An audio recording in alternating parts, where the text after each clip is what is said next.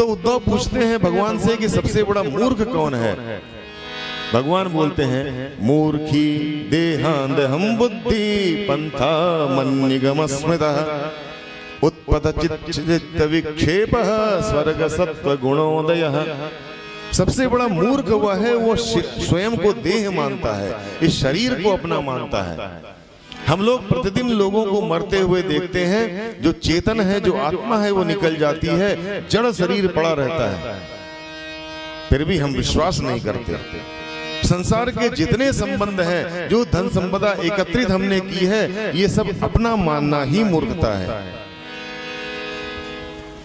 उद्धव ने कहा प्रभु कलयुग आ रहा है और कलयुग में लोगों की प्रवृत्तियां बड़ी विचित्र होंगी, ऐसी स्थिति में आपको पाने का साधन क्या है? मेरे गोविंद गंभीर होकर के बोले एक वस्तु को पाने के लिए दूसरी वस्तु को छोड़ना, यही मुझसे मिलने का साधन है। उद्धव जी ने कहा मैं समझा नहीं। कन्हैया बोले संसार से वैराग्य और मेरे प्रति अनुराग, यही मुझसे मिलने का साधन है। उद्धव ने पूछा फिर वैराग्य की परिभाषा क्या है? मैंने आपसे कहा था ना कि मैं आपको साधु संत और वैराग्य की परिभाषा बताऊंगा। वैराग्य 3 प्रकार का होता है, कन्हैया कह रहे हैं। सबसे पहला क्या है? मरकट वैराग्य।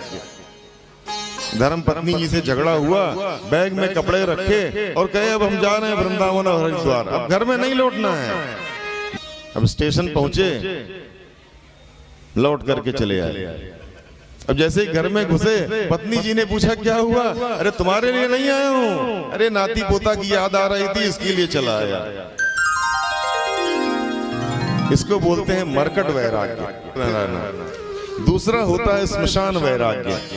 हम भैया लोग जब किसी की शव यात्रा में जाते हैं, और आप सब लोगों ने देखा होगा कि जितने लोग जब तक चिता जलती है, एक से एक ज्ञान की बातें वहां पर होती है।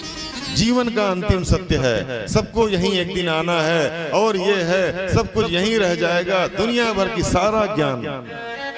और जैसे ही वो चिता शांत होती है, सब लोग अपने अपने घरों को आते हैं, तो फिर सदा माया कर फेरा, काल कर्म स्वभाव गुण घेरा। वो वैराग्य वहीं समाप्त हो गया, घर में आए फिर से माया में घूमने लगे। और तीसरा होता है सच्चा वैराग्य। सच्चा वैराग्य अंदर से होता है, जो वास्तविक वैराग्य है।